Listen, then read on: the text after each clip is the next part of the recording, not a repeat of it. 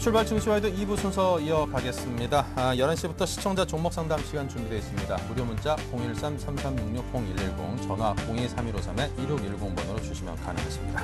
자, 출발 증시와이드 2부 순서 소개를 해드립니다. 솔로몬 투자증권의 김동섭 이사와 함께하는 마켓포인트 글로벌 주요 이슈 분석과 필승 투자 전략 세워보고요. 동상이몽 수급으로 보는 시장에서는 신한 PWM 압구정센터 박재민 팀장과 함께 주체별 수급 상황과 투자 전략 함께 짭니다.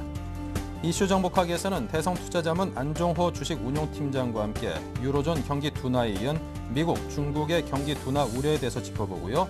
롯데그룹 주요 제품에 대한 불매 운동에 따른 롯데그룹주의 움직임 살펴봅니다.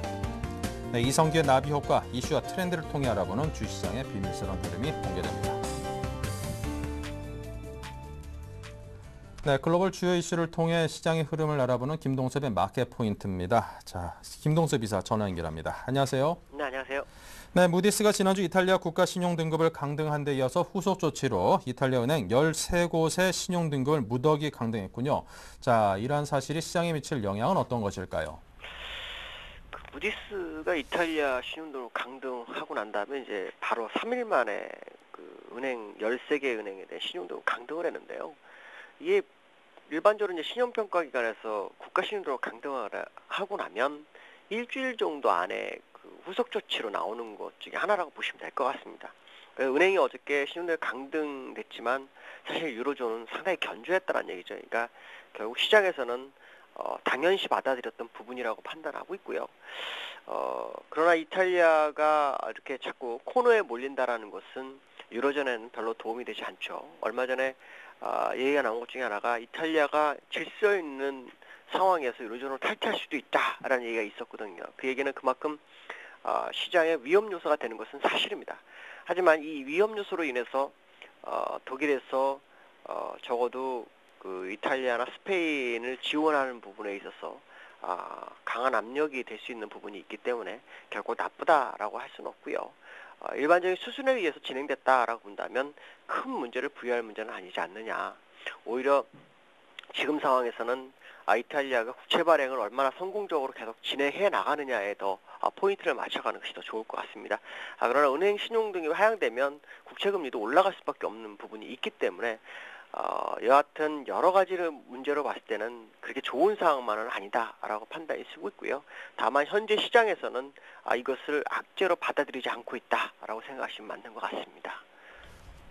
네, 이 독일 헌법재판소가 유럽 안정화기구의 위헌 여부 판결을 2달 뒤로 연기함에 따라서 이달로 예정된 출범 계획에도 비상이 걸렸다고 합니다. 시장에 미치는 영향은 어떤 것인지 분석 부탁드립니다.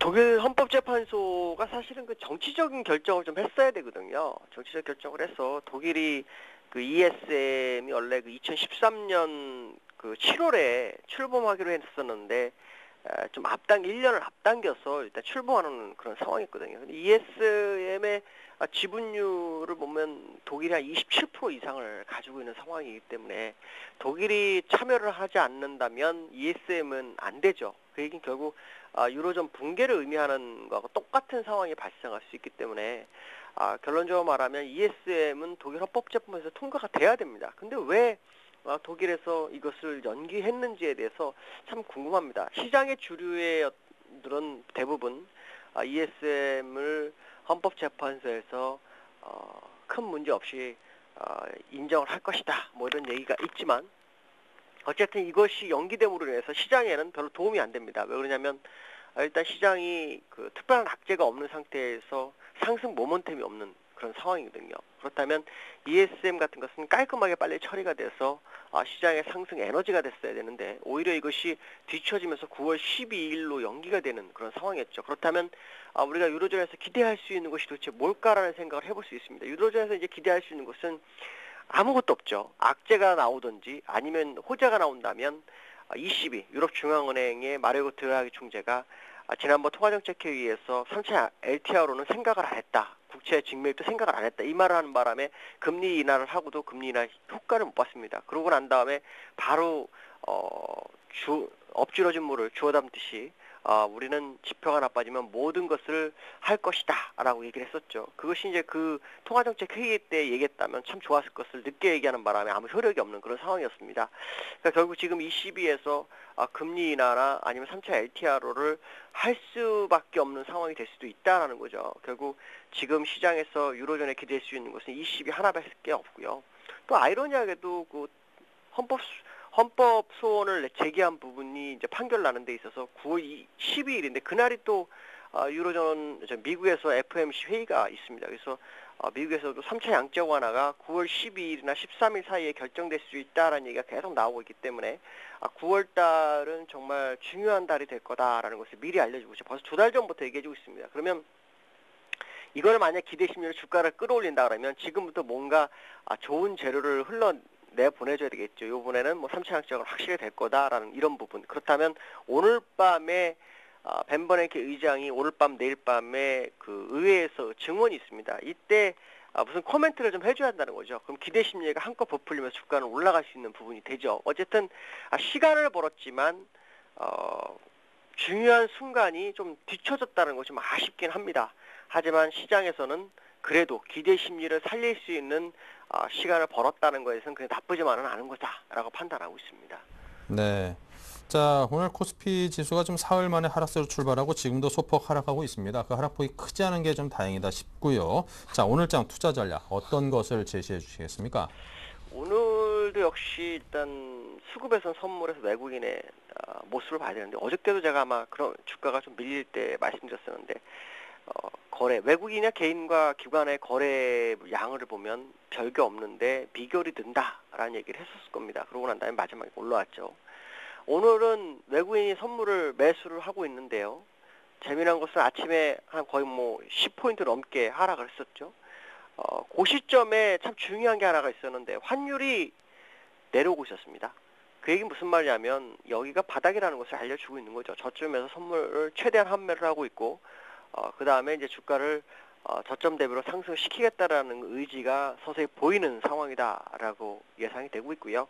그렇다면 지수가 현재 1816포인트 전후인데 일봉상의 전환석값 1827포인트를 오늘 종가상으로 안착을 시켜주는지에 관심을 좀 가지셔야 될 것 같습니다. 특히 선물과 삼성전자가 계속 연동을 했거든요. 근데 어저께도 삼성전자 올랐는데 어저께 외국인들이 매수를 했습니다. 오늘도 역시 삼성전자가 지금 잘 버텨주고 있죠. 그렇다면 선물 연계한 삼성전자와의 움직임을 지켜보시면 될 것 같고요. 일단 종가상으로 수급이 안정되고 시장의 방향성을 확실히 하고 싶으면 1827포인트 안착 여부를 확인하셔야 될 것 같습니다. 네, 자 지금까지 솔로몬 투자증권 김동섭 이사와 함께했습니다. 감사합니다. 네, 감사합니다. 네, 계속해서 신한금융투자의 박재민 PB팀장 연결합니다. 안녕하세요. 네, 안녕하세요. 네, 양시장의 흐름과 또 주체별 수급 상황 정리해 주십시오. 네, 일단 금일 코스피 전 거래일 대비 약보합으로 출발을 해서 지금 시간이 지날수록 조금 올라오는 모습입니다.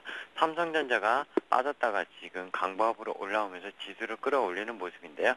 전 거래일 대비 1.92포인트 빠진 1816.48포인트 기록 중이고요. 코스닥 지수는 0.2% 정도 빠진 482.55포인트를 기록 중입니다. 일단 현재 시장은 외국인의 현물 매도가 오늘 계속 지속되고 있다는 게 어쨌든 좀 바라봐야 할 시각이고요. 그 중에서도 운수장비 업종, 그동안 삼성전자를 외국인이 많이 던졌으면은 사실 자동차 업종은 던지지 않았었는데 오늘 현대중공업에서 현대차 지분 320만 주를 현대중공업의 어떤 재무 구조 개선으로 개선을 시키기 위해서 블록딜로 22만 원에 넘기겠다는 소식이 나오면서 거의 3%대 가까이 빠지면서 외국인이 현대차를 집중적으로 파는 모습이 일단 특징적입니다. 시장에서 외국인이 600억 정도 팔고 있는데요. 운수장비 업종에 470억이 집중되고 있다. 그리고 전기전자, 삼성전자를 필두로 조금 팔고 있는 모습 70억 정도 팔고 있고요. 화학업종은 오늘도 기관이 100억 정도 사는 모습입니다. 전반적인 시장 전체를 오늘은 기관이 다 사고 있고요. 어제까지 샀던 기금이 오늘은 좀 매도로 돌아서는데 적극적으로 매도하는 모습은 일단 보이지 않고 있습니다. 개인은 시장에서 아침에 200억 정도 사다가 지금 시간이 흐를수록 다시 좀 되파는 모습 보이고 있는데 어쨌든 시장에서는 거래소, 코스닥 전부 다 80억 정도씩 순매수를 하고 있는 모습이고요. 선물 시장을 잠깐 말씀드리면 외국인은 오늘도 선물 시장에서 쇼커버를 하기보다는 신규 매수 그리고 그거에 대한 올라오면 매도 이렇게 좀 단기로 트레이딩을 하는 모습이고요. 기간은 1200억 정도 선물을 신규 매수하고 있으며 상방으로 보고 있고요. 개인은 이 자리에서 신규 매도로 2000억 정도 일단 파는 모습이 특징적이다. 이렇게 좀 일단 보이고 있습니다. 네. 자, 오늘 기관과 외국인 그리고 개인의 속내를 표현해 주신다면요. 네, 일단은 외국인 어제도 말씀드렸지만 외국인은 계속 집중적으로 전반적인 우리 시장을 파는 건 아니지만 집중적으로 어느 종목군, 어느 업종군을 돌아가면서 팔고 있습니다. 우리가 어제 말했지 우리는 계속 팔 거라고 이렇게 좀 표현하는 게 맞을 것 같은데요. 아마 오늘도 외국인 현물 매도는 1000억이 좀 넘어가지 않을까. 많은 매도는 사실 안 나올 걸로 예상이 되고 있는데 지금 어쨌든 그동안 많이 안 빠진 종목 위주로 팔고 있다는 게 사실 별로 좋은 모습은 아니라고 일단 말씀을 드리고 싶습니다. 개인은 죽을 때까지 살린다. 1800 하에 하면 더 산다. 좀 격렬하게 제가 표현을 드리긴 했는데 일단 개인이 자금력이 계속 있지는 않습니다. 그래서 적극적으로 사긴 사겠지만 1800 하에 하면은 계속 살지 아니면 거기서 노스컷이 나갈지 모르는데 제가 약간 반어법을 쓰면서 좀 표현을 한 거고요. 기간 같은 경우에는 연기금 형님만 믿습니다. 계속 사주세요. 이렇게 표현했는데 아무래도 지난주 금요일 급등장과 어제 이제 조금 시장이 조금 올랐었는데요. 어제도 조금 올랐지만 미국장에 비해 너무 못 오른 거 아니냐 뭐 이런 심리가 있었는데 연기금이 사실 샀기 때문에 시장이 받쳐준 거고요. 지금 시장에 어떤 주체 수급 세력은 전혀 없습니다. 그래서 오늘은 연기금이 조금 팔고 있지만 금융투자나 투신, 은행, 보험에서 적극적으로 골고루 좀 사고 있는 모습. 연기금이 이틀 동안 샀다는 게 좀 바닥 심리 아니겠냐? 더 빠지면 연기금이 다시 사지 않겠냐? 그러면서 연기금을 좀 신뢰하는 모습이 기간 사이에서 심리적으로 일단 팽배해 있다. 이렇게 좀 보시면 맞겠습니다. 네. 자, 오늘 장 개인을 위한 투자 전략 짜주십시오. 네, 일단 지수가요, 1800을 계속 지키는 모습을 보이면서 1800이 결국은 바닥, 쓰리바닥이 아니냐, 결국엔 1800이 하야면 주식을 적극적으로 담아야 되는 거 아니냐, 계속 언론 뉴스에서 많이 쏟아져 나오고 있습니다. 단 한 가지만 좀 말씀을 드리고 싶습니다. 그들도 바닥을 모르고요. 저도 바닥 모릅니다. 아무도 알 수 없습니다. 바닥은. 바닥이라는 거는 근데 사실 통상적으로 투매가 많이 발생을 했었을 때 바닥을 찍기 마련인데요. 지난번에 1800을 하야했었을 때, 그리고 5월 달에도 1800을 하야했었을 때, 그리고 이번에도 지난주에 1800을 하야했었을 때 투매가 발생했느냐? 아니라는 거죠. 기관이 투매를 한 것도 아니었고 개인이 투매를 한 것도 아니었고 오히려 더 받아냈습니다. 받아냈는데 그 물량들이 정리가 올라오면서 정리가 된 것도 아니었고요. 근데 그로 인해서 외국인의 선물 매도 포지션은 계속 누적적으로 쌓여만 가고 있는, 뭐 하루 이틀은 조금 다시 순매수로 조금 줄 수는 있겠지만 누적적으로 결국에는 계속 늘어난 양상이었습니다. 6월 선물 옵션 만기일 이후에. 그러니까 외국인은 이런 상황 속에서 어떤 떡고물도 먹지 못한 상황에서 단순히 상승을 만들 수 있느냐, 그건 아니라는 겁니다. 선물을 계속 팔면서 선물을 적극적으로 매수하면 상당히 방향을 틀 수 있겠지만 선물을 적극적으로 매수하지 못하기 때문에 제가 계속 말씀드리지만 방향을 틀기에는 역부족이다. 수급적으로 이렇게 말씀을 드린 거고요. 일단은 개인이 오늘 다시 순매도로 돌아설지 아니면 오후 들어서 다시 또 순매수가 늘어날지는 일단 모르겠습니다. 하지만 개인의 매수세가 계속 늘어난다는 거는 일단 아까 말씀드린 그런 어떤 투매가 발생하기 전까지는 사실 그렇게 좋은 모습은 아닙니다. 수급적으로 개인이 시장을 바닥을 만드는 경우는 별로 없었습니다. 일단 사가지고요. 그런 거를 꼭 과거가 맞는 건 아니지만 일단은 좀 참고하실 필요가 있을 걸로 보이고요. 오늘 밤부터 내일 밤까지 벤 버냉키 FRB 연장 이제 연방준비위원회 그 버냉키 의장이 연설이 있습니다. 물론 어제도 말씀드렸지만 재정절벽, 피스커 클리프에 대한 어떤 조율이라든지 그런 내용이 있을 걸로 일단 사료가 되고 있고요. 밤 사이에도 미국 소매 판매 지표가 안 좋게 나왔었고요. 그리고 결국엔 원자과 총리가 어제도 결국엔 중국이 상당히 힘든 국면으로 갈 것이다 이런 얘기가 나오면서 결국엔 QE3의 양적 완화 정책이 나오지 않겠냐 기대감에 하방 경직성을 만들어낸 해외 시장이 아니었나 생각을 하고 있는데요. 일단 QE3가 나오기 위해서는 미국 경제가 상당히 안 좋다는 것을 방증해야 되는데 증시로 봤었을 때는 증시 다우지수나 S&P 500 지수로 봤을 때 꼭 그렇지를 못하다는 겁니다. 결국엔 조정의 빌미를 상당히 받았으면 어느 정도 언급이 될 수 있었을 것이고요. 그리고 지금 연말로 예정되는 재정절벽에 대한 문제도 만약에 어느 정도 지금 그동안 조율이 돼서 해결적으로 가닥이 잡았으면은 QE3가 나올 조건이 상당히 만들어졌었을 텐데 그게 지금은 아니라는 겁니다. 그리고 유럽 잠깐 추가적으로 말씀드리면 유럽이 뭐 나아졌다고 하시는데 정책 공조는 한 거는 맞지만 어떤 실질적으로 나온 게 하나도 없다는 겁니다. 독일이 ESM 관련 유형 결정을 원래 이번 달 말일로 연장을 했었는데 밤사이 또 나온 소식은 9월 중순으로 연기했습니다. 그럼 스페인의 독일의 구제금융 자금이라든지 어떤 자금들 앞으로 이탈리아가 만약에 터지게 된다면 어디서 마련할지 결국에 자금이 제로인 상황입니다. 자금력이 없는 상황에서 정책 공조만 한다고 해서 어떤 지금 부도가 나는 국가나 부도가 나는 은행들을 구해줄 수 있는 실질적인 효력의 어떤 방안이 없다는 것이 일단 가장 문제점이고요. IMF가 각국의 GDP 성장률을 지금 하향 조정을 했습니다. 또다시 이런 하향 조정한 게 결국에는 실물 경제가 계속 둔화되고 있는 모습이기 때문에 증시가 만약에 경기 부양책을 쓰더라도 실물 경기가 둔화된 상황에서는 크게 상승하기 어렵다. 그리고 정책 공조가 계속 어느 정도 양적 완화나 이런 기대 심리가 살아있기 때문에 하방에 대한 압력이 있으면서 1800 밑에는 싸다고 그리고 1800 밑에서는 주식을 사도 된다고 이런 하방 경직성이 계속 살아있는 건데 그 어느 순간 그 둘 중에 하나가 무너질 수 있는 가능성이 큰데 저는 개인적으로 일단 하락 쪽으로 보고 있습니다. 지금 시장에서는 수급이나 어떤 걸로 봤었을 때도 상방 쪽보다 하방 쪽이 일단 크다고 말씀을 드리고 싶고요.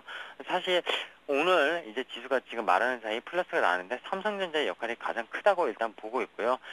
하락주들 최근에 기관이 계속 많이 사고 있는데 그거 좀 유념해서 보시는 게 맞을 것 같습니다.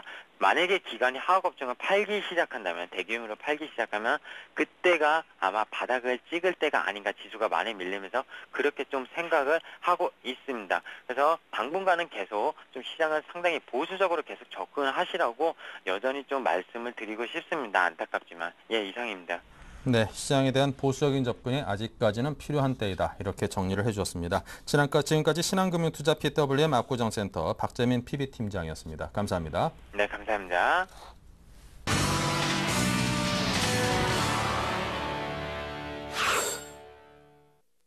네, 오인의 투자가와 함께 오늘장 투자 전략을 짜보겠습니다. 먼저 열두자 투자 전략입니다. 네, 박성일 연구원은 지수 하락 시의 주식 분할 매수를, 박소영 대리 종목 장세에 따른 선별적 트레이딩, 신용훈 연구원은 전저점 지지 기대 구간, 그리고 최희용 대리는 현금 보유 위주의 관망 전략이 유효하다고 했습니다. 김도영 대표는 저점 부근 시초 지지 시의 비중 확대를 이야기했고요. 자, 관심 업종으로는 박성일 연구원이 정유화학 업종의 지수 하락 시의 비중 확대를, 박소영 대리는 통신, 의료 업종의 매수 전략을, 신용훈 연구원은 자동차 업종의 분할 매수가 유효하다. 최희용 대리 내수 관련 유통업에 주목해라. 김도영 대표는 기초 소재, 금융주 비중을 확대라고 했습니다. 네, 오늘은 동부증권의 박소영 대리 만나봅니다. 안녕하십니까? 네, 안녕하세요. 네, 현재 시황부터 정리해 주십시오. 네, 이번 주는 지난주에 좀 단기적으로 부담스러운 이벤트였던 옵션 만기일과 중국 성장률 발표를 넘긴 상황으로 전일 국제통화기금이 세계 경제 성장률 전망치를 하향 조정하면서 글로벌 경기 둔화에 대한 우려감으로 뉴욕 증시장은 어제 또 소폭 하락 마감을 하였는데요. 현재 우리 증시는 지금 방금 강보합권으로 좀 전환을 하였는데 여전히 외인들의 매도세가 좀 시장을 누르고 있고 기관의 매수세가 소량으로 유입되고 있습니다. 네, 업종으로 보시면 전기가스가 상승세를 좀 보이고 있고요. 운송장비 업종이 좀 하락세를 보여주고 있는데 현대중공업이 보유하고 있던 현대차 주분 매각 소식에 현대중공업 반등을 하였고 현대차는 약세를 좀 보여주고 있습니다. 특징적인 종목으로는 이제 웅진코의 인수가 유력했던 GS 리테일 대신에 중국 콩카그룹이 매각을 한다는 소식의 여전한 좀 불확실성으로 인해서 웅진코의 주가 역시 좀 약세를 보이고 있고요. 하나그룹의 김승현 회장이 구연의 구형 소식에 이제 하나그룹주들 또한 이제 급락을 보여주고 있습니다. 현재 우리 증시를 좀 전체적으로 보시자면 이제 박스권에 갇혀 있는 증시라고 볼 수 있는데요. 상승할 수 있는 모멘텀을 찾기엔 좀 어렵고 이제 상승할 모멘텀을 이제 글로벌 경기 회복에 대한 자극적인 기대감에 대한 소식이 좀 나와줘야 될 텐데요. 오늘 벤버냉키 의장의 발언이 이제 시장에 영향을 좀 줄 가능성이 좀 있지만 추가적인 부양책을 당장 내놓기에는 좀 어려울 것으로 보임에 따라서 이러한 상황에서는 이제 종목별 대응 장세가 이어질 것이라고 보고 있습니다. 네. 자, 오늘 12자 투자 전략에서 종목 장세에 따른 선별적 트레이딩과 함께 통신, 의료 업종의 매수 전략을 말씀하셨습니다. 설명 주십시오. 네. 많은 기업들이 이제 곧 2분기 실적 발표를 할 텐데요. 이제 개인 투자자분들은 2분기 실적 발표를 기업을 선별하는 것도 중요하지만 3분기 실적을 좀 더 중요시하게 보시고요. 코스피에서는 낙폭과대 업종에서의 대표주 위주의 단기 트레이딩을 하시고 코스닥에서는 좀 실적이 좋은 종목, 실적 개선 종목 위주의 선별적인 트레이딩 하시는 전략을 말씀드리겠습니다. 현재 시장 전체 이익 전망뿐만 아니라 이제 업종별 전망도 좀 어렵게 보고 있는데요. 그나마 경기 방어적 성격이 강한 통신주와 의료 업종의 매수를 좀 추천해 드리고요. 그중에서도 제가 오늘 추천드릴 종목으로는 치과용 임플란트를 제조, 판매하는 업체인 오스템 임플란트입니다. 치과 기자재도 이제 수입해서 판매하고 있고 또 치과 업무 관련한 소프트웨어 개발도 같이 영위를 하면서 미국, 독일, 중국, 대만 등의 여러 개의 해외 법인을 갖고 있는 회사입니다. 오스템 임플란트는 이제 임플란트 재료에서 세계에서는 5위이고 국내 시장 점유율이 약 한 45%인 1위 업체로서 해외 국가의 현지 법인과 이제 교육 과정을 개설을 하고 국내와 동일한 방법으로 이제 시장을 공략 중에 있습니다. 그 중에서 중국 시장에서의 임플란트 시장 점유율 한 20% 정도를 차지하고 있고요. 연평균 50% 이상의 성장을 예상을 하고 있습니다. 공사의 가장 큰 장점은 글로벌 경제사를 대비해서 가격적인 면이 이제 경쟁력을 갖고 있다는 것입니다. 가장 빠른 성장 속도를 보이고 있는 아시아 지역에서의 압도적인 시장 지배력을 감안한다면 글로벌 시장 지위 면에서도 경쟁력을 갖추고 있다고 보고 있고요. 최근 52주 신고가 경신으로 인해서 좀 부담스러운 자리일 수도 있지만 추가 상승 여력이 남아있다고 보고 있습니다. 그래서 중기적인 투자도 가능하다고 보고 있고요. 제가 이게 어제 이제 전일 종목을 선별해 놓아서 이제 오늘 오전장 2%가량 상승을 했는데요. 그래도 17,000원 부근에서는 이제 매수가 가능하다고 보고 있고요.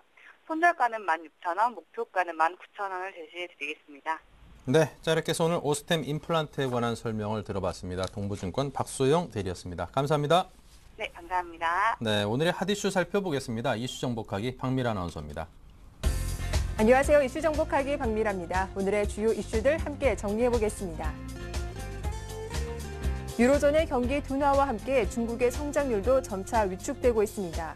이런 상황에서 세계 경제가 다시 건강한 상태로 돌아가기 위해서는 저성장, 저수익을 감수해야 한다는 목소리도 나오고 있습니다. 자전거 업체들의 2분기 실적이 사상 최대에 이를 것으로 전망되고 있습니다. 고성장세에 진입한 자전거 주가들의 오해와 진실을 살펴봅니다. 200만 자영업자들이 롯데그룹 주요 제품에 대해 불매 운동에 들어갔다는 소식이 롯데그룹 주가를 끌어내리고 있습니다. 무기한 불매 운동이 향후 롯데그룹에 미치는 영향 짚어보겠습니다. 이슈 정복하기 오늘 순서는 대성투자자문의 안종호 주식응용팀장과 함께하겠습니다. 안녕하세요. 예, 안녕하십니까. 네, 세계 유명 투자가들이 글로벌 경제가 저성장, 저수익을 이루는 뉴 노멀 시대에 진입했다고 보고 있죠. 장기적인 불황을 극복하기 위한 방안은 어떤 것들이 있는지 의견 들어보겠습니다. 예, 최근에 그 유로존의 경기 둔화보다도 유로존의 경기 둔화로 인해서 미국하고 중국의 경기 둔화가 오는 것에 대한 우려가 더 커지고 있는데요. 특히 우리나라는 중국의 경기 둔화가 미국보다 더 파괴적이고 깊을 수 있다라는 우려가 있습니다. 그 뉴 노멀이라는 말이 있었는데요. 2008년도 말에 그 미국발 금융위기가 터지면서 미국 중앙은행에서 유동성을 공급하면서 경기 부양에 나섰었습니다. 하지만 그때도 이제 그 경기 불확실성하고 신용 악화라는 면이 있었기 때문에 대기업하고 초우량 그 금융기관으로만 유동성이 공급이 됐는데요. 그래서 그 대기업하고 그 금융기관에서는 초저금리를 활용해서 실적 개선을 크게 이루었습니다만 그렇게 크게 이룬 실적 개선을 바탕으로 고용을 통해서 사회에 분배하지 않고 쌓아둠으로써 그 미국 사회는 고용이 없는 성장을 하고 말았습니다. 그런 이유로 인해서 이제 그 저성장 고실업이 그 굉장히 큰 사회의 문제로 대두됐지만 해결 방법이 없는 그런 상황이 지속이 됐었습니다. 그래서 경제를 바라볼 때 상당히 위험해 보이는 그런 상황이 이상하게도 더 나빠지지도 않고 그렇다고 개선되지도 않는 그런 상황에 계속 머물렀고요. 그런 미지근한 상황이 계속되자 이제 미국인들은 이런 상태를 뉴노멀이라고 부르면서 이런 상태가 고착화되는 것이 아니냐는 자주적인 말들을 했었는데요. 이제 글로벌 경기의 뉴노멀 시대가 오는 거 아닌가 하는 우려가 있습니다. 그 유로존의 급격한 경기 하락으로 인해서 미국과 중국에 영향을 미치고 있는데 유로존의 경우 고실업률이 이제 장기화돼 가면서 그 수요 회복이 계속 지연될 것으로 예상이 되고 있고요. 또 다른 하나는 이제 중국이 글로벌 성장 동력이 됐던 것이 이제 약화된다라는 건데요. 중국은 그동안 글로벌 자금이 계속 유입되면서 인플레이션 자극하는 요인들이 굉장히 많아졌습니다. 특히 이제 중국 사상 처음으로 정권 교체라는 이벤트가 앞에 있는데 예전에 가본 적이 없는 길을 가고 있는 두려움이 정책을 이제 과감하게 실행하지 못하게 만들고 있는 것 같고요. 그 EU 같은 경우도 과거에 일본의 잃어버린 10년처럼 유동성만 확대되지 약발은 안 통하는 그 유동성 함정에 빠지는 거 아니냐는 우려가 있습니다. 그 ECB에서 초저금리로 이제 금리를 낮췄는데도 불구하고 경제 성장률이 그 초저금리조차도 넘어서지 못하고 있기 때문에 그런 우려가 있는 거고요. 결국 글로벌 그 각국 정부가 경기 부양 능력이 약화되고 있기 때문에 저성장, 저수익이라는 그 주식 투자자들로서는 상당히 가슴 답답한 그 단어가 이제 점점 서서히 익숙해져야 되는 거 아닌가 하는 걱정이 있는데요. 새로운 글로벌 경제 성장 동력이 나오고 이제 경제 성장이 지금처럼 소비를 촉진하는데 초점을 맞추기보다는 투자를 함으로써 그 선순환이 이루어지도록 하는 그런 그 국면이 올 때까지는 당분간 이제 저성장 국면에 가면하면서 투자를 해야 되지 않을까 싶습니다. 네, 다음 이슈입니다. 자전거 업체들이 2분기부터 사상 최대 실적을 기록할 것으로 전망되고 있습니다. 요즘 건강을 위해서 자전거 이용한 사람들도 많이 늘었던데요. 자전거 산업을 둘러싼 오해와 진실은 무엇인지 살펴봐 주시죠. 예, 그 한 증권사에서 그 자전거 산업에 대한 오해와 진실이라는 이제 내용으로 레포트를 냈는데요. 그 우리가 이제 자전거 산업에 대해서 오해하고 있는 것이 무엇이냐면 이제 첫 번째가 그 자전거 산업이 성장이 정체되어 있는 거 아니냐라는 그 것입니다. 거기에 대한 답은 이제 최근 자전거 시장이 고가형 자전거 비중이 크게 늘고 있고 또 의류 장비나 그 캠핑 용품 그리고 전기 자전거 등 자전거를 타면서 생기는 부가가치 시장이 가파르게 확대되고 있다고 답을 주고 있고요. 두 번째 질문은 최근에 이제 정부에서 음주 자전거 그리고 과속 운행 단속을 하면서 자전거 관련 제도가 개선되고 있는데 이런 것들이 시장 축소로 이어지는 거 아니냐라는 의문을 가질 수 있다라고 했는데요. 거기에 대해서는 아주 과거에 그 차량을 소유했던 사람들이 몇 명 없었을 때는 관련 법규가 없었지만 지금처럼 법규나 제도가 개선된다는 것은 시장이 급성장하고 있다는 증거이다. 그리고 자동차의 블랙박스 의무 설치 등이 이제 법규가 정비됨에 따라서 부가가치 시장이 성장하듯이 이제 자전거에는 이제 헬멧 의무 착용 같은 것을 통해서 그 국내 자전거 인구 800만 명에 대한 어떤 수요가 발생할 수 있다라고 주장을 하고 있습니다. 그 국내 자전거 시장은 IMF나 금융위기 때를 제외하고는 이제 연평균 10에서 13%를 안정적인 성장을 하고 있는 산업인데요. 그 올해는 자전거 판매량이 전년 대비 30% 급증을 할 전망이라고 합니다. 특히 이제 자전거 산업은 이제 이렇게 대외 변수가 불안할 때 내수주에 대한 관심이 고조가 되면 주가에 도움이 될 것이다라고 기대를 하고 있다고 밝혔고요. 자전거 인구가 점점 많아지면서 그 2분기에도 또 자전거 산업 사상 최대 실적을 전망하고 있다고 합니다. 그렇기 때문에 자전거 산업에 대한 어떤 재평가가 필요하다라고 주장을 하고 있는데요. 추천 종목으로는 국내 1위 자전거 업체인 삼천리 자전거 그리고 전기 자전거 시장에 이제 신규 진출한 알톤 스포츠를 추천했습니다. 네, 마지막 이슈입니다. 자영업자 중심의 시민단체가 국내 대표 유통기업인 롯데그룹을 향해 전면전을 선포했습니다. 무기한 불매 운동을 벌이겠다고 밝혔는데요. 과연 이 소식이 롯데그룹 주가에는 어떤 영향을 미칠지 분석해 주시죠. 예, 오늘 그 롯데 쇼핑 주가가 한 2% 내리고 있는데요. 오늘 내리고 있는 것은 이제 어제 9시 뉴스에도 뭐 크게 나왔습니다만 불매 운동을 해서는 불매 운동의 영향은 아닌 것 같고요. 그 공정거래위원회로부터 납품 단가를 무리하게 내렸다. 그리고 그 광고비를 그 하청업체에 대해 전가했다라는 그런 그 과징금을 과징금을 징수될 것이다라는 이제 뉴스에 의해서 지금 하락을 하고 있는데요. 그 어제는 200만 자영업자들이 그 롯데그룹 주요 제품에 대해서 불매 운동에 들어간다는 소식이 있었습니다. 하지만 이제 증권가에서는 이제 과거 사례로 볼 때 이런 일로 이제 하락 국면이 크게 확산되지는 않는다. 그리고 중장기적으로는 주가에 영향을 미치지 않을 것이다라고 전망을 했습니다. 그 골목 상권 소비자 연맹하고 유권자 연맹에서 그 롯데그룹 제품에 대해서 불매 운동을 하겠다. 그리고 800여 소공상인 단체 회원하고 그 단체 회원 200만 명이 운동에 참여한다고 해서요. 그 롯데그룹이 대형마트 의무 휴업을 준수해 줄 것하고 신용카드 수수료 체계 개편에 적극적으로 나서 줄 것을 요구했다고 합니다.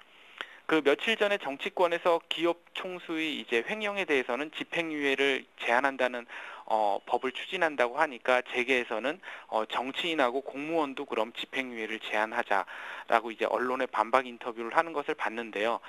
최근에 이런 움직임이 이제 경제민주화, 대기업 때리기라는 이제 이름으로 불리는데 좀 핵심에서 벗어나는 그런 정책 추진도 좀 있는 것 같습니다. 그 제가 생각하는 핵심은 그 기업이 이익을 창출하게 하되 그 이익을 사회의 고용이나 투자 같은 것을 통해서 선순환하도록 하는 제도를 만드는 것이 더 좋지 않을까 생각을 하고 있습니다. 네, 롯데그룹 소식까지 잘 들었습니다. 도움 말씀 고맙습니다. 네, 감사합니다. 네, 이슈 정복하기 지금까지 박미라였습니다.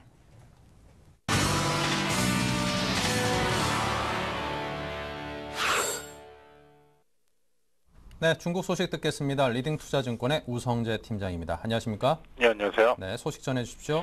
예, 지금 최근 중국 본토지수 약세 움직임 보이고 있습니다. 전일 1.74% 하락으로 장 마감했었는데요. 오늘도 이 흐름세 이어져 나가면서 0.14% 하락한 2145.38포인트의 장 움직임 보이고 있습니다. 지금 원저바오 총리가 중국의 경제 둔화가 계속 더 될 수도 있다라는 우려감을 나타내면서 시장에서 매도 물량이 전일 하락세를 주도했었는데요. 지금 이러한 여파가 꾸준히 이어져 나가는 모습을 보이면서 2150선 또한 무너지는 모습을 보이고 있습니다. 지금 최근 중국 경제가 3분기 이후 저점을 통과할 것이라는 로이터 통신의 언급이 있었는데요. 지금 중국의 발전개발위원회에서 국내외 소비 위축으로 중국 경제가 저점 통과하는 시기가 2분기에서 3분기로 지연될 것이라는 언급을 내놨었습니다. 결국 중국의 경제가 둔화 국면에 진입하는 모습을 보이면서 시장에서의 부담감이 많이 커지고 있는 상황인데요.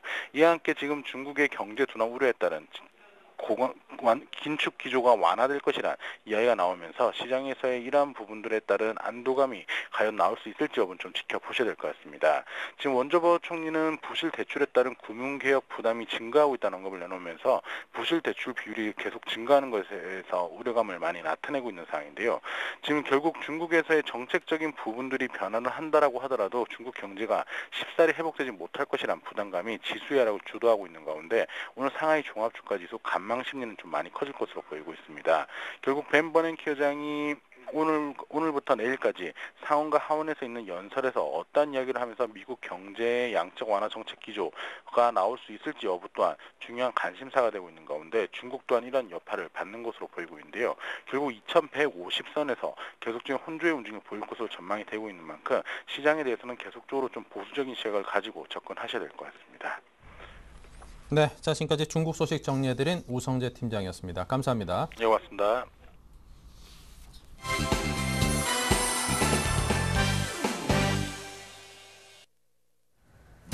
네, 안녕하십니까. 오징투자 컨설팅의 기업분석팀장 이성규입니다. 오늘은 그 사회 변화를 알아보고 그 변화를 통해서 미래에 어떤 산업이 유망할 것인가 한번 알아보는 이성규 나비효과 시간을 준비를 했습니다. 뭐 유럽 얘기 뭐 두말하면 잔소리죠. 지겹습니다 이제는요. 그런 것들 너무 연연하지 마시고 말 그대로 미래에는 어떤 산업은 계속해서 성장할 것이고 어떤 산업은 또 이렇게 하향세를 또 그릴 수도 있습니다. 그렇기 때문에 일단은 우리는 미래의 사회가 어떻게 변하는지 그것들에 좀 집중하는 시간을 이번 시간을 통해서 역시 갖도록 하겠습니다. 오늘 제가 정한 주제는 첫 번째로는 에너지 문제라는 것입니다. 최근에 물론 그 국제 유가 동향들이 상당히 좀 부진한 그런 모습들 보이면서 물가 안정이라는 그런 부분들도 어느 정도 세계 경제에 좀 충족을 시키고 있는 측면들도 있는데요. 그만큼 산업별로도 굉장히 그것에 대한 빠른 변화들이 일어나고 있습니다. 여러분들이 미처 캐치하지 못하신 그런 부분들에 대해서 이 시간을 통해서 알려드릴 테니까 잘 참고하시고 앞으로 투자에 좀 참고를 많이 하셨으면 좋겠습니다. 그래서 오늘 주제는 에너지 문제와 세계 경제 동향이라는 것으로 준비를 했습니다. 그래서 지금 현재 국내의 이 에너지에 따른 이용 현황과 그리고 변화를 한번 살펴보도록 하겠는데요. 최근에 어떻게 보면 가장 큰 이슈가 되고 있는 겁니다. 한국전력의 전기료 인상 부분이 있는데요. 지금 한국전력 같은 경우는 3년 연속 정자를 계속해서 보고 있고 그 적자폭이 점점 확대되고 있는 추세입니다. 이 원가 회수율이 86%밖에 되지 않는데 이 원가 회수율이라는 거는 말 그대로 100원을 팔았을 때 전기를 팔았을 때 86원에 수익이 남는다는 겁니다. 그러니까 24원을 적자를 보는 구조라고 이렇게 보시면 되겠습니다. 그러다 보니까 한국전력은 전기료 인상을 지금 현재로서는 안 할 수가 없는 그런 상황이 되겠죠. 왜냐하면 그렇게 해서 서민 생활 안정, 물가 안정들을 위해서 일단 공기업들이 그렇게 노력을 해왔는데 이제는 더 이상 버틸 수가 없는 그런 상황입니다. 그래서 한국전력의 전기료 인상 부분이 바로 이 에너지 문제의 첫 번째 좀 대두라고 볼 수가 있겠고요. 두 번째는 최근에 들어서 더욱더 많아지고 있습니다. 이 친환경적인 요소도 있지만 디젤 차량들, 특히나 외국산 차 수입차들의 그 디젤 차량들이 상당히 많아지고 있습니다. 뭐 연비 또한 뭐 대형차 그리고 외제차 우리가 보통 알고 있는 비싼 차들도 과거에는 연비 자체가 뭐 리터당 뭐 10km도 못 가는 수준이었는데 이 디젤 부분들이 이제 나오기 시작하면서 리터당 20km를 육박하는 거의 국내 뭐 경차 수준의 그런 연비들을 고효율 연비를 내고 있는 상황입니다. 그러다 보니까 아무래도 고유가에 대한 그 부담감 때문에 친환경이라는 요소와 그리고 이 디젤이라는 요소로 상당히 인기 판매를 끌고 있죠. 그리고 세 번째는 최근에 전기료 인상된다라는 얘기가 나오면서 실제적인 실적 자체는 그렇게 빠른 증가세를 보이고 있지는 않지만 일단은 주가 추이는 상당히 빠른 업종들이 있습니다. 바로 LED 관련주들이라고 볼 수가 있겠는데요. 여러분들 뭐 잘 아시겠지만 LED 조명 같은 경우는 지금 우리가 현재 사용하는 전기의 많게는 3분의 1 수준으로 전기료가 감소가 됩니다. 이제 그러다 보니까 이제 그런 부분에 있어서 LED 조명이 좀 각광을 받는 추세고 그에 따라서 주가는 더 빠르게 좀 약간의 실적보다는 더 빠른 추이로 좀 상승하고 있다는 거 말씀드리겠습니다. 그래서 크게 뭐 세 가지 에너지 문제에 대해서 연관된 산업들을 한번 살펴봤는데요. 에너지 문제로 인해서 역시나 산업들이 분주히 좀 움직이고 있다는 거 우선적으로 좀 말씀을 드리겠습니다. 그리고 두 번째로는요. 이 산업 동향에 대해서 여러분들이 어떤 것들이 이제 키포인트인가 한번 잡아보도록 하겠습니다. 한국전력의 이제 전기료 인상 부분인데요. 사실상 전기료가 인상이 되게 되면 당연히 국내 제조업계들은 타격을 받습니다. 특히나 철강이나 화학 같은 경우는 이 전기료 부분이 차지하는 부분이 굉장히 많죠. 그러다 보니까 이런 국내 제조업이 전반적으로 물론 철강화학뿐만이 아니라 국내 제조업 전반적으로 그 영업이익률이 떨어질 가능성이 상당히 높습니다. 물론 원재료 부분에서 물론 원재료도 있지만 그 부분에 이제 전기료 같은 부분도 들어간다는 점 우선적으로 좀 말씀을 드리겠고요. 그렇게 하다 보면 이거는 상대적 이익이라고 볼 수가 있겠는데 해외에서 그러니까 공장을 증설해 놓은 그런 기업들에게는 상대적인 그 영업이익률이 타격을 받지는 않겠죠. 그래서 해외 공장 증설 기업들이 상대적으로 이익 추이는 좀 견고해지지 않을까. 특히나 최근에 들어서 많은 해외 공장을 건설한 그런 기업들이 역시나 이 부분에 대해서 상대적 이익을 거둘 수 있다라고 이렇게 생각을 하고 있습니다. 그리고 두 번째는 디젤 자동차가 수요가 급증하고 있다는 것인데요. 사실상 옛날부터 우리나라 사람들이 이 외제차를 이용할 때 가장 꺼리는 부분이 뭐였냐면 첫 번째는 연비 부분이었습니다. 물론 부자인 분들은 외제차를 끌어도 그렇게 부담 없는 가격이었지만 일반 사람들이 디젤차를 그런 외제차를 끌기엔 상당히 부담이 됐었죠. 하지만 그보다 더 큰 문제가 있었습니다. 어떤 큰 문제가 있었냐면 바로 경정비 부분인데요. 이 부품 가격이 상당히 높습니다. 많게는 3배까지 5배까지 올라가는 우리나라 국산차들과 비교했을 때 상당히 차이가 크고요. 그러다 보니까 우리나라 사람들이 외제차를 그렇게 선호하지는 않았습니다. 근데 최근에 들어서는 유독 이 외제차들의 물량들이 많아지고 있죠. 물론 FTA 영향도 있지만 그 뒷배경에는 어떤 것들이 있냐면 바로 이제 그러니까 수입 완성차 업체들이 우리나라의 그 부품을 현지화시키는 작업들을 하고 있습니다. 뭐 대표적으로 현대모비스라든지 뭐 한라공조 그리고 만도 이런 기업들과 제휴를 맺으면서 물론 모자라는 부분들은 각국에서 다시 조달을 하겠지만 최대한 우리나라에서 그 부품들을 조달하게 그렇게 만드는 것이죠. 근데 이 전략 같은 경우는 물론 국내 시장을 잠식시키려는 그런 의도도 있지만 사실상 최종적으로는 중국 시장을 노리고 있는 것이라고 이제 보시면 되겠습니다. 그렇기 때문에 어쩔 수 없이 한국에 있는 그 우리나라 자동차 부품 업체들과 제휴를 맺고 있는 것이고요. 뭐 그렇다고 해서 우리나라의 그 부품 업체들이 성능이 떨어지는 것도 아닙니다. 성능도 상당히 우수하고 그러다 보니까 그 품질 자체를 충족시킬 수 있기 때문에 외국 완성차 업계들이 우리나라의 부품 업체들과 상당히 큰 제휴를 맺고 있다는 것이죠. 근데 그런 점으로 봤을 때는 국내 완성차 업계들한테는 상당히 좀 타격이 있을 것으로 좀 예상이 되고 있습니다. 하지만 부품 업체들은 그 제휴가 넓어지면서 시장성이 넓어지기 때문에 상대적인 이익을 거둘 수 있다는 것이죠. 그리고 세 번째인데요. 앞전에 말씀드렸던 그 LED 조명에 관한 부분입니다. 근데 LED 조명이라는 게 여러분들이 직접 그 조명을 파는 데 가서 보시면 아시겠지만 단가가 상당히 비쌉니다. 일반 조명에 비해서 많게는 역시나 5배 정도에 달하는 그런 조명인데요. 그렇다 보니까 사람들이 실제적으로 이 조명의 그러니까 필요성보다는 가격 부담을 상당히 많이 느낍니다. 근데 LED 조명이 많이 팔리면 팔릴수록 그동안 있었던 그 기업들이 투자했었던 R&D라든지 설비 투자라든지 그런 것들을 회수할 시기에는 상대적으로 단가가 낮아질 수 있다는 것이죠. 그래서 LED 조명이 보편화될 가능성이 상당히 높아지는 겁니다. 바로 매출 단가를 낮추게 되는 것이죠. 그래서 LED 조명의 매출 증대로 인해서 그 단가는 낮아질 확률이 높다라는 것. 그래서 보급형으로 바뀔 수 있다는 것이 일단 상업 동향이 점차적으로 변화가고 있다라고 이렇게 보시면 되겠습니다. 자, 그 다음엔요, 이제 이 에너지 이용들에 따라서 그 전망을 한번 해보도록 하겠는데요. 앞서서 말씀드린 부분들하고 좀 겹치는 부분들이 있습니다. 첫 번째로는 해외 완성차 업체들이 국내 부품주들과의 제휴를 한다는 것입니다. 뭐 이 부분은 제가 상세히 좀 설명을 드렸고요. 두 번째, 전기료 인상 시에 국내 산업의 수익이 좀 제한적일 수 있다라는 거. 그래서 해외 공장을 많이 증설한 회사들이 상대적 이익이라는 겁니다. 그 상대적 이익을 볼 수 있다는 점을 우선적으로 말씀드릴 수 있겠고요.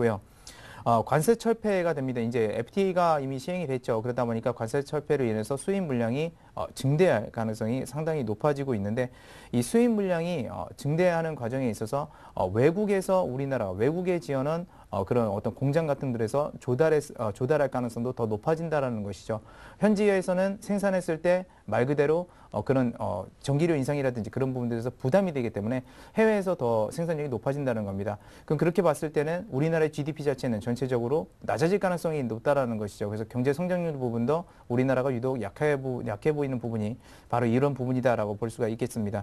하지만 기업적으로는 안 그렇죠. 그래서 GDP와 우리나라의 향후에는 GDP 자체와 우리나라의 증시 관계는 상당히 동떨어진 모습을 보일 가능성이 높다라는 것입니다. 그리고 네 번째는요. LED 산업이 육성이 되게 되면 에너지 수급이 안정이 되게 될 가능성이 상당히 높다라는 것입니다. 한국전력이 뭐 전기를 인상하는 부분도 역시나 에너지 부분 사용이 높기 때문에 그런 부분들을 역시나 반영한다고 볼 수가 있겠는데요. 이런 수급이 안정되게 됐을 때 역시나 한국전력도 그렇게 크게 문제는 없겠죠. 그래서 이런 부분들 에너지 이용 변화에 따라서 이런 전망들이 지금 현재는 제기되고 있는 상황입니다. 그 다음에 이제 보시면 되면요. 자동차 부품주들이 이제 어떻게 행동하느냐가 가장 중요합니다. 앞전에 말씀드렸던 것처럼 그 국내에서 생산하는 것과 해외에서 생산하는 것이 어느 것이 더 큰 이득이냐라고 볼 수가 있는데 사실상 그 FTA 현대에서 관세 철폐를 한다고 해서 완성차 업체들이 그렇게 뭐 크게 관세 철폐 부분에 대해서 수익성을 보는 거라고 그렇게 보이지는 않습니다. 왜냐하면 첫 번째로는 이 자동차 부품주들이 어떻게 행동하는가가 더 중요하다고 볼 수가 있겠는데요. 당연히 그 해외에서 어떤 제휴 업체들이 많아지고 영업이익률이 증가하게 됐을 때 그 부품 단가를 내릴 수 있고요. 당연히 부품 업체들도 관세 철폐가 되게 됩니다. 그러면 완성차 업체들도 당연히 그 단가를 내릴 수 있다라는 것이죠. 근데 그 단가를 내렸음에도 불구하고 영업이익률이라든지 그런 것들이 증대됐을 때에는 그 기업 같은 경우는 특히나 자동차 부품주들은 아무래도 시장성이 굉장히 지배력이 확대된다라는 얘기가 결국엔 될 수가 있겠습니다. 그러면서 자꾸만 이 국내와 해외 공장에 있는 부분에 있어서 캐파를 저울질할 수 있다라는 점, 그런 점들을 말씀을 드리겠고요. 그래서 여기서 키포인트라고 한다면 일단은 자동차 부품주들이 영업이익률이 증가하고 있는 기업들이 가장 유망하다라고 볼 수가 있겠습니다. 물론 매출액이라든지 그런 부분도 같이 늘어나면 좋겠지만 일단은 영업이익률이 늘어난다는 데에 대해서 분기별로 영업이익률이 늘어나는 것에 대해서 키포인트를 좀 잡으시기 바라겠고요. 한국전력의 전기료가 인상이 된다라고 했을 때는 LED 조명의 수요가 급증할 가능성이 상당히 높습니다. 근데 현재 같은 경우는 일단 LED 관련주들이 이런 부분들을 반영하면서 한국전력의 그 상승세와 다시 한번 올라간다고 이렇게 볼 수가 있겠고요. 근데 정작 중요한 것은 이제 이겁니다. 한국전력의 그 전기료 인상이 과연 호재일 것이냐 이겁니다. 앞의 상황들과 봤을 때 사람들은 이제 에너지의 소비를 점차적으로 줄이게 됩니다. 한국전력은 말 그대로 적자만 안 보면 그만이다라고 이렇게 볼 수가 있겠고요. 그렇게 됐을 때 지금 한국전력의 전기료 인상 자체는 일시적인 호재밖에 지나지 않는다는 겁니다. 왜냐하면 그만큼 단가가 올려서 수요가 줄어들기 때문에 결국에는 이익이 폭이 그렇게 크게 늘어나지 않는다는 것이죠. 그래서 많은 분들이 이 한국전력의 전기료 인상 부분에 대해서 상당히 좀 이렇게 기대를 많이 하고 계신데 그런 기대는 좀 저버리는 게 좋지 않나 그렇게 생각합니다. 그리고 한국전력 같은 경우는 외국인 투자자들이 상당히 많이 들어와 있기 때문에 최근에 많은 뉴스에서 나왔습니다. 그 ISD라고 해서 그 승소라든지 이런 부분들이 많이 나오게 되죠. 소송 사건들이 나오게 됩니다. 그런 부분들을 반영했을 때 한국전력이 전기료 인상을 반드시 하게 될 것이라고 저는 그렇게 예상하고 있는데 전기료 인상이 확정이 됐을 때 오히려 그때는 주가가 다시 한번 반대로 내려갈 가능성이 있다라는 거 그런 점들을 좀 말씀을 드리겠습니다. 자, 그래서요, 산업 기업별 전개 시나리오를 한번 보게 되면요. 일단 첫 번째로 한국전력 전기료 인상 불가피할 것이다 라고 첫 번째로 말씀을 드렸습니다. 근데 불가피하긴 하지만 정치적 대립이 계속되고 있죠. 그런 상황에서 불협화음들이 나오게 되면 사실상 그것들은 질질 끌게 마련입니다. 질질 끌었을 때 주가는 어떻게 되냐면 다시 한번 밑으로 내려갈 가능성이 높다라는 걸 우선적으로 좀 말씀을 드리겠고요. 자동차 부품주는 제휴업체들이 증가되면서 좀 이렇게 긍정적인 전망이 이어지겠다라고 이렇게 말씀드리겠습니다. 그러므로 인해서 단가 압력 완화로 그 우리나라 완성차 업체들도 가격 경쟁력을 좀 더 확보할 수 있지 않을까 그렇게 생각을 하고요. 하지만 부품주들보다는 완성차 업체들이 뒤늦게 상승세를 탈 가능성이 높다라는 점 말씀드릴 수 있겠습니다. 그래서 전반적으로 봤을 때 중요한 것은 이 시장 지배력이 점유율 추이가 늘어나고 있다라는 거. 시장 점유율 자체가 늘어나게 되면 당연히 영업이익이 증가하고 있는 겁니다. 영업이익률이 증가하는 것은 그만큼 이유가 있다라는 것이죠. 바로 이것들이 바로 미래가치 추이를 말할 수 있다라고 이렇게 볼 수가 있겠습니다. 그래서 굉장히 좀 생소하지만 오늘 제가 여러분들에게 말씀드리고 싶은 종목은 많은 전기에 관한 에너지에 관한 얘기했고요. 그다음에 자동차에 관한 얘기하고 LED에 관한 얘기를 해서 이런 부분들이 상당히 좀 그런 부분들에 대해서 종목이 나오지 않을까 기대하시는 분들 많은데 결론은 바로 농심입니다. 제가 마지막에 말씀드렸던 부분이죠. 일단 그 시장 점유율이 어느 정도 확보가 돼 있는 회사이고 그리고 그 점유율이 일시적으로 약간 기울었지만 다시 한번 상승세를 타고 있는 그런 기업입니다.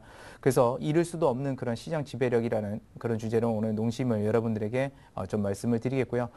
최근에 전망 상당히 좋게도 나오고 있습니다. 국제 상품 가격 내려왔다 올라갔다 하지만 실제적으로 농심은 우리나라 국내에서 원재료를 조달하는 비중이 높기 때문에 그런 것들에 대해서 크게 염려하실 필요도 없다라는 점 말씀드리면서 그렇게 에너지 변화에 대해서 민감하지 않다는 점, 농심 굉장히 안정적인 기업이라는 점 말씀드리면서 오늘 이 에너지 산업 변화를 통해서 결론은 농심이었다라고 이렇게 말씀을 드릴 수 있겠습니다.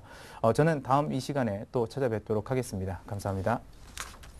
네, 잠시 후 11시부터는 베스트 종목 상담 또 이어갑니다. 013-3366-0110으로 무료 문자 또는 02-3153-2610으로 전화 상담 가능하시니까요. 많은 신청 부탁드립니다. 자, 출발 증시와이드 블로그도 탄생했으니까요. 여러분의 많은 관심 부탁드리고요. 자, 출발 증시와이드 1, 2부 순서 여기서 모두 마칩니다. 내일 뵙겠습니다. 감사합니다.